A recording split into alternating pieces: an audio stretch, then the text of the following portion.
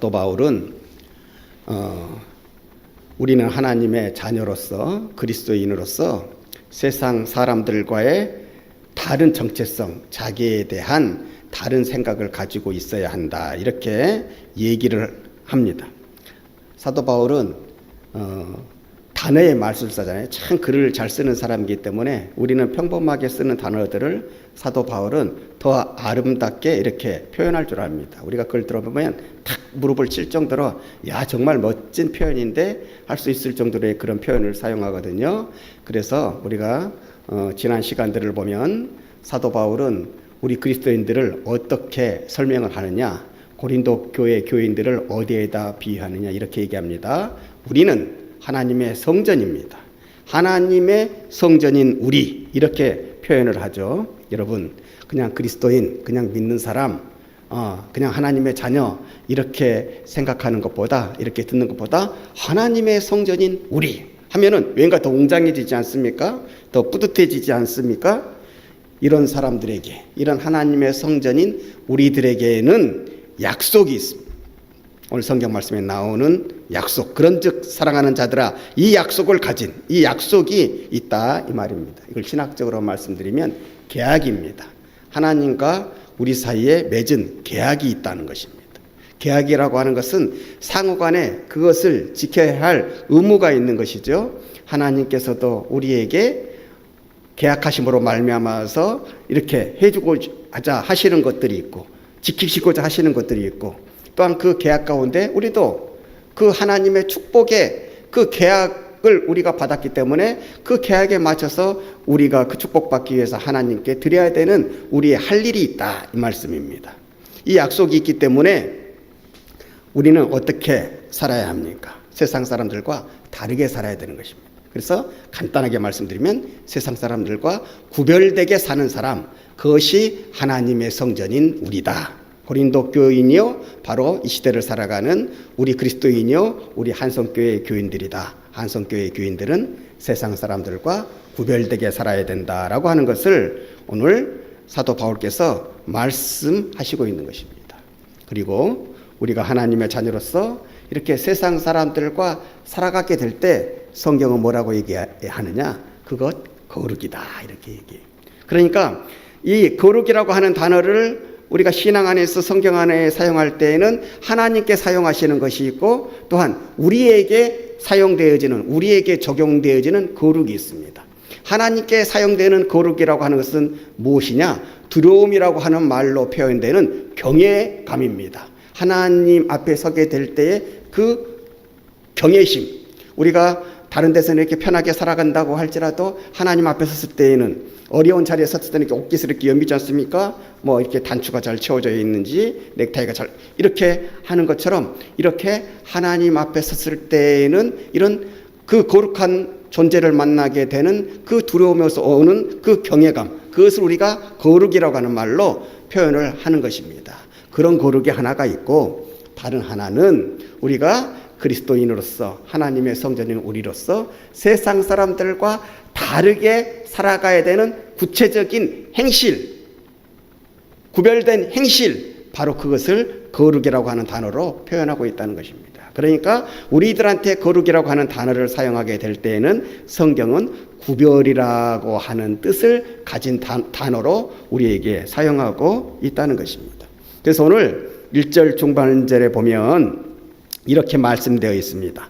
하나님을 두려워하는 가운데, 하나님을 경외하는 가운데, 하나님을 앞에서 거룩하게 서는 가운데, 이렇게 얘기하는 것입니다. 거룩하신 하나님이시라, 바로 이 말씀입니다. 하나님을 두려워하는 가운데에서 거룩함을, 그 뒤에 또 거룩함이 나오죠. 그 거룩함이라고 하는 것은 바로 그 뒤에 나오는 거룩함이라고 하는 것은 온전히 이루어 육과 영의 온갖 더러운 것에서 자신을 깨끗하게 하라. 첫 번째 나오는 하나님 앞에서의 두려움은 경외심이요, 두 번째 나오는 거룩함은 곧 세상 사람들과 달리 살아야 되는 구별된 행실을 말하는 것입니다. 그리고 자신을 깨끗게 하는 구체적인 형실, 우리가 다른 사람들 앞에 거룩하게 사는 것이 오늘 성경 말씀에 어떻게 표현되어 있냐면은 자신을 깨끗하게 하라는 걸로 표현되어 있어요. 자, 하나님을 두려워하는 가운데서, 하나님을 경외하는 가운데서 거룩함을, 구별함을 온전히 이루어 육과 영의 온갖 더러운 것에서 자신을 깨끗하게 하라. 그러니까 우리가 사람 앞에서 거룩함을 온전히 이룬다고 하는 것은 육과 영의 온갖 더러운 것에서 자신을 깨끗하게 하는 거예요. 세상 사람들은 육과 영이 더러운 거예요. 그러나 우리는 하나님을 믿는 존재이기 때문에, 하나님의 성전된 우리이기 때문에 거기에서 구별이 돼야 되는 거예요. 그 구별을 자신을 깨끗하게 하는 구체적인 행실로 이렇게 표현하고 있는 거예요. 그럼 자신을 깨끗하게 한다고 하는 것이 무엇이냐? 그 뒤에 설명으로 나오고 있는데, 마음으로 우리를 영접하라는, 마음으로 우리를 영접하라. 다시 한번 말씀드립니다. 하나님 앞에서 우리가 두려움 가운데 살아갑니다. 그 경외심이 있습니다. 하나님 앞에서 그 경외심을 입는 우리는 하나님의 성전된 또한 우리이기 때문에 세상 사람들 앞에서도 거룩하게 살아가야 되는 것입니다. 구별되게 살아가야 되는 것입니다. 세상 사람들 앞에서 구별되게 살아가는 것, 거룩하게 살아가는 것, 오늘 성경 말씀에 뭐라고 기록되어 있냐면은 자신을 깨끗하게 하라고 했습니다. 이 자신을 깨끗하게 하라고 하는 것을 더 세분화에 대해서 더 구체적으로 말씀하고 있는 게, 너희는 마음으로 나를 영접하라고 하는 것입니다. 마음으로 우리를 영접하라고 하는 것입니다. 마음으로 사도 바울의 일행을 영접하라. 그것이 너희 자신을 깨끗하게 하는 것이다. 너희가 그것이 바로 하나님의 성전인 우리로서 거룩하게 살아가는 것이다. 세상과 구별되게 살아가는 것이다. 이렇게 말씀하고 있다는 것입니다. 그러면 마음으로 영접하는 데 있어서 꼭 해야 할 것이 무엇입니까? 바로 회개인 것입니다. 바울 일행에게 마음으로 영접하는 것, 바로 거기에는 회개가 요구되어진다는 사실입니다. 왜 그러느냐? 거짓 선생들에게 속아서 바울 일행들을 굉장히 비난했거든요. 거짓 선지자들과 함께 해가지고 그 거짓 선지자들이 가르쳐준 대로 바울은 사도가 아니야. 바울이 사도라고 하는 것은 그건 맞지 않는 얘기야. 그렇게 얘기할 때 거기에 동조를 했고, 또 더 나아가서 어떤 사람들은 이제 바울 일행이 전해준 그 복음에 대해서도 제대로 믿지 아니하고 변질된 복음도 받아들이기 시작했다 이거예요. 또한 그 가운데 이파 저파로 나누어져 가지고 고린도 교회가 분열이 돼 가지고 크게 고린도 교회가 시끄러워졌다 이 말이에요. 이런 것들에 대한 깊은 뉘침이 있어야 바로 그것이 마음으로 우리를 영접하는 것이다. 깊은 회개가 있어야, 깊은 뉘침이 있어야 그것이 마음으로 우리를 영접하는 것이다. 이렇게 얘기하고 있다고 하는 것입니다. 그것이 너희가 깨끗하게 사는 것이다. 너희 자신을 깨끗하게 하는 것이다. 이렇게 말씀하고 있어요. 여러분, 우리가 정치권에서 많이 보는 것처럼 정치권들은 돌이키십시오. 그 말 사과하십시오. 다 그렇게 얘기하면은 정치권에서는 주로 맞아 못해서 어떻게 얘기합니까? 제가 그렇게 말씀드린 거에 대해서 유감입니다. 성념의 정이 있습니다. 아주 어렵게 얘기하죠. 그런 입에 발린 식으로 마음에도 없는데 그냥 어쩔 수 없어서 조건이 그렇게 만들어가기 때문에 유감입니다. 그때 본의가 아닌 것 같습니다. 이런 식으로 사과하는 것이 아니라 마음으로 우러나오는 사과, 마음으로 우러나오는 용서의 구함, 마음으로 우러나오는 회개를 하라고 하는 것입니다. 그것이 바로 마음으로 바울 일행을 영접하라고 하는 것입니다. 그래서 오늘 3절의 말씀을 보게 되면은 이 회개라고 하는 것을 사도 바울께서 고린도 교회 교인들에게 이렇게 말씀하시면서 본인도 그렇게 생각하셨어요. 굉장히 내가 세게 말하는 것 같다. 굉장히 강하게 말하는 것 같다. 우리가 좀 더 뒤에서 읽어보면 나오지만 내가 좀 더 부드럽게 말할 걸 그랬나? 이런 마음도 있었던 것 같아요. 내가 이렇게 세게 말하는, 그래서 너희들에게 이 세게 말하고 한 것, 이 회개를 강하게 요구하는 것, 내가 너희들에게 벌 준다고 하는 것으로 생각하지 말라. 책벌이라고 생각하지 말라. 정죄라고 생각하지 말라. 이렇게 말씀을 하고 있는 것입니다. 그리고 이렇게 그들을 향한 자기의 마음을 피력을 합니다. 내가 지도자의 입장에서, 사도의 입장에서 권위적으로 내가 너희에게 얘기하는 것이 아니라 같은 운명 공동체 입장에서, 하나님의 성전된 우리된 입장에서 진실로 하나 되기 위하여 그렇게 말하는 것이다. 너희는 겉으로 나를 영접한다 하지 말고 마음으로 우리를 영접한다고 말해다오. 그런 마음으로 우리에게 다가와다오. 이렇게 요청하고 있습니다. 그렇게 얘기하면서 내가 고린도 교회 교인들을 얼마나 아끼는지 사랑하는지 우리식으로 말씀드리면 내 몸과 같이 귀하게, 내 몸과 같이 귀하게 생각하는지를 또한 알려주고 있습니다. 4절 이하에 보면 나는 너희를 위하여 담대한 것도 많고 자랑할 것도 많고. 사도 바울이 고린도 교회를 개척했기 때문에요. 사도 바울께서는 고린도 교회를 너무 잘합니다. 고린도 교회 교인들을 너무 잘합니다. 그래서 뭐 조금 모르는 사람이면 좀 서먹서먹한 사람이면 누구한테 어떤 얘기를 할 때 이렇게 돌려서 말하는 수도 있잖아요. 그런데 사도 바울은 고린도 교회 교인들을 너무 잘 알기 때문에 자기가 개척했기 때문에 또 서로 간에 이런 뭐 서먹서먹한 것이 없기 때문에 내가 너희들한테 말할 때는 그냥 담대하게 직설적으로 돌리는 것이 없이 말하겠다. 그렇게 당당하게 말하겠다. 이런 얘기도 하고 있고요. 또한 내가 너희들을 잘 알고 있다. 너희들이 지금은 실수 가운데 있지만은 그래서 회개해야 될 가운데 있지만은 내가 너희들을 너무나도 잘 안다. 내가 너희들에 대해서 자랑할 것도 많이 있고 실제로 자랑도 많이 하고 살아간다. 이렇게 얘기하고 있습니다. 그리고 내가 지금 너희들한테 자랑하고 싶은 것은 너희가 지금은 책망을 받고 있지만은 너희가 얼마 가지 않아서 내 얘기를 잘 듣고 너희가 참 똑똑한 사람들이기 때문에 참 된 사람들이기 때문에 너희가 그 수렁에서 벗어나서 정말 좋은 그리스도인으로 다시 돌아올 줄을 안다. 나는 그것을 내 주위에서도 많이 자랑하고 다녔다. 이것을 얘기하고 있는 것입니다.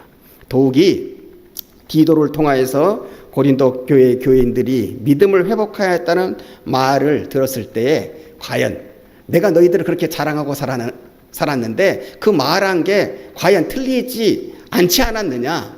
이렇게 또한 기뻐하면서 고린도 교회 교인들에게 편지를 쓰고 있는 것도 오늘의 성경 말씀 속에 나오고 있는 것입니다.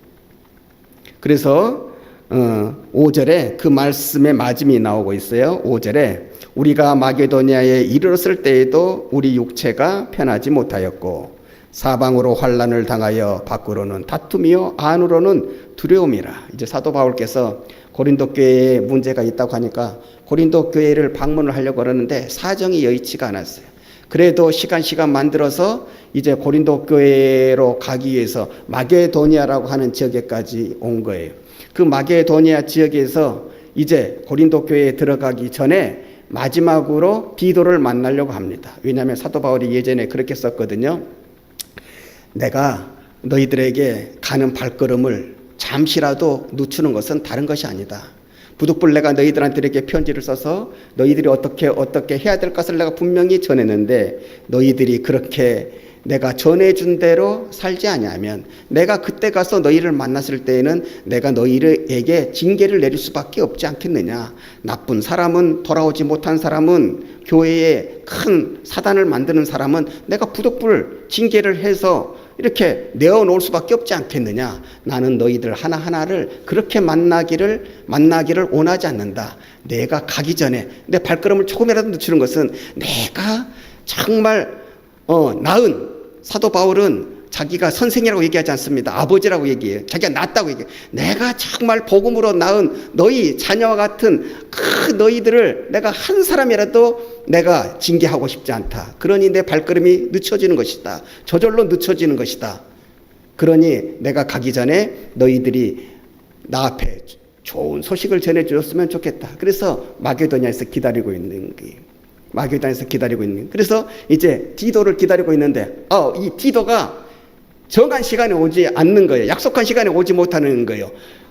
그러니까 늦어지니까 어떻게 되겠어요? 뭐 전화로도 요즘 시간은 전화로도 할 수 없고 오늘 만나기로 했는데 오늘 아직까지 도착 안 했어요. 내일 온다는 소식도 없어요. 그러니까 마음속으로도 불안한 그쪽에 가서 잘 되지 않았나? 뭐 이런 마음이 있지 않았겠습니까? 그런데 며칠이 늦었지만은 디도가 딱 오게 되어져 가지고 고린도 교회 교인들이 바울 사도께서 쓴 그 편지를 가지시고 읽어보시고 다 회개하고 이제 완전히 돌아섰습니다. 완전히 옛날에 그 믿음을 되찾았습니다. 이 소식을 들었을 때 사도 바울이 그런 거예요. 봐라, 내 말이 맞지 않냐. 그들이 지금 실수는 했지만 그들이 뭘 모르기 때문에 그랬던 것이지, 그들이 제대로 깨달으면 정말 멋진 크리스찬이, 교인이, 성도가 됐는다고 내가 그렇게 얘기하지 않았더냐, 내가 그렇게 믿지 않았, 사실이지 않냐. 그러면서 기뻐하면서 또한 이 사실을 고린도 교회 교인들에게 전하고 있는 것입니다. 내가 너희들을 얼마나 자랑하고 다녔는 줄을 아느냐. 너희들은 그렇게 나에게 있어서 귀한 자녀들이다. 귀한 하나님의 자녀들이요, 그리스도인이요, 나와 함께하는 운명의 공동체다. 이렇게 얘기하고 있는 것입니다. 이런 기쁨이 이 마게도냐에 있을 때 또 사도 바울을 아는 사람들이, 유대인들이 얼마나 사도 바울을 핍박하는지 모릅니다. 그런 핍박, 그런 환난 속에서 그 육체가 편하지 못한, 그래서 밖으로는 다툼이라고 얘기하는 거고, 그리고 또 실제적으로 디도가 제 시간에 오지 못했을 때에 그 고린도 교회를 향한 그 사도 바울이 가지는 염려, 어떤 면에서는 또 왜 이렇게 늦지? 좀 뭐가 잘 안 풀렸나? 그런 것들을 바로 두려움이라고 하는 말로 표현되고 있습니다. 그런데 이런 밖에서 받는 환난과 두려움에 대한 위로를 우리 주님께서 환난 가운데 낙심 중에 있는 위로를 주시는 하나님이 디도로 하여금 위로의 소식을 가지고 나에게 오게 해 주셨으니 나는 여기에서 다시 기쁨을 누리면서 정말 우리 고린도 교회 교인들이 좋은 교인들임을 다시 한번 기뻐하고, 또한 이렇게 편지로서 너희들을 격려하는 바이다. 이렇게 말씀하고 있는 것입니다. 그래서 6절을 보면, 그러나 낙심한 자들을 위로하시는 하나님이 디도가 옴으로써 우리를 위로하셨으니, 문제를 일으켰던 교인들이 싹 돌아왔다는 것이죠. 회개하고 다시 바울을 신뢰하고 바울이 전해준 십자가의 복음으로 돌아왔다는 것입니다. 그것이 바울 일행에게 큰 위로가 됩니다. 7절에 그가 온 것뿐 아니요 오직 그가 너희에게서 받은 그 위로로 위로하고 너희의 사모함과 애통함과 나를 위하여 열심히 있는 것을 우리에게 보고함으로 나를 더욱 기쁘게 하였느니라. 8절 말씀해 보면, 그러므로 내가 편지로 너희를 근심하게 한 것을 후회하였으니 지금은 후회하지 아니함은 그 편지가 너희로 잠시만 근심하게 한 줄을 알미라. 이 사도 바울이요, 그 편지를 써서 디도 편에 보냈을 때 세게 썼잖아요. 좀 전에 말씀드린 것처럼 니네 돌아오지 않냐면 큰일 나. 내가 가면은 그때까지도 돌아오지 못하면 너희 큰일 나. 내가 어쩔 수 없이 너희에게 징계의 회초리를 들 수밖에 없어. 그러니 돌아와야 돼. 그렇게 강하게 쓰다면. 근데 그렇게 강하게 쓰다 보니까 조금 디도가 늦게 오는 것에 대해서 염려, 두려움도 근심도 있는, 그게 이 생각 드는 거, 내가 조금 더 부드럽게 쓸 걸 너무 강하게 썼나? 믿음이 조금 어린 것도 없지 않아 있는데. 그래서 사도 바울이 이렇게 근심하면서 염려하는 가운데 그런 것도 있었다고 하는 거예요. 또한 사도 바울이 이렇게 세게 쓰게 되어지니까 그 듣는 상대방들은 어떻게 된 거야? 사도 바울께서 오면 우리 이렇게 혼내신다네, 이런데. 그러니까 이들도 근심하게 됐어요. 그래서 사도 바울이 내가 너희에게 세게 말해서 너희에게 근심을 가지게 한 것을, 강하게 너희를 책망한 것을 내가 조금은 후회하였으나 지금은 후회하지 않는. 왜? 결과가 좋으니까. 너희들이 정말 좋은 교인이어서 그 책망을, 그 센 책망을 잘 받아들여서 이제 회개하고 돌이켜서 그 초심의 믿음으로 돌아왔으니 내가 너희들한테 세게 해서 잠깐 근심하게 한 것을 내가 지금은 후회하지 아니한다. 그 편지가 너희로 잠시만 근심하게 한 줄을 알미라. 잠시만 근심하게 한 후에 너희들이 실제적으로 돌아오게 되어졌으니 나는 너희들에게 세게 쓴 것을 후회하지 아니한다. 라고 하면서 이 편지를 이렇게 얘기하고 있습니다. 우리가 여기에서 보면 사도 바울의 이 위대한 사도의 노심초사가 보이지 않습니까? 우리가 성도가 성도 간에 어떻게 대해야 되는지 그 모습을 우리에게 보여주고 있어요. 내가 옳다고요? 말을 막 하면 안 되는 거예요. 내가 옳으니까 따라야지. 세상에서는 그렇게 얘기할 수 있어요. 세상에서는 그렇게 얘기하는 게 맞을 수 있어요. 그러나 성도와 성도 간에는 그렇게 얘기하는 거예요. 오늘 노심초사하면서 말하듯이 내가 너무 세게 얘기했나? 좀 더 부드럽게 얘기할 걸. 이런 사도 바울의 노심초사가 우리들의 마음에도 같이 이루어져야 되겠다. 성도 한 분 한 분에 대해서 얘기할 때 옳은 말이라도 참 더 아름답게, 좀 더 부드럽게 그분의 상황이나 모든 조건들을 생각하면서 이런 더욱더 보살피면서 앞에 앞을 보면서 배려하면서 이렇게 우리가 성도님들 간에 말을 던질 수 있어야 되겠다.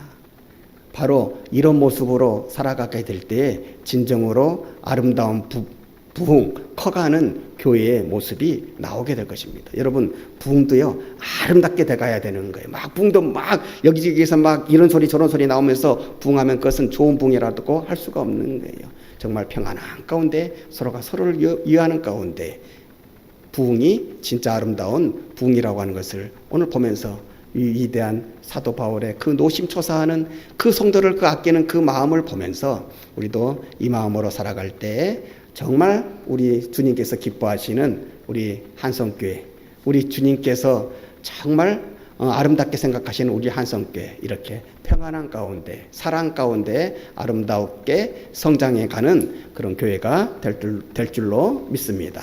이 마음 가지고 살아가시는 우리 한성교회 귀하고 아름답고 존귀하신 성도님들 되어지시기를 주님의 이름으로 축복을 드립니다.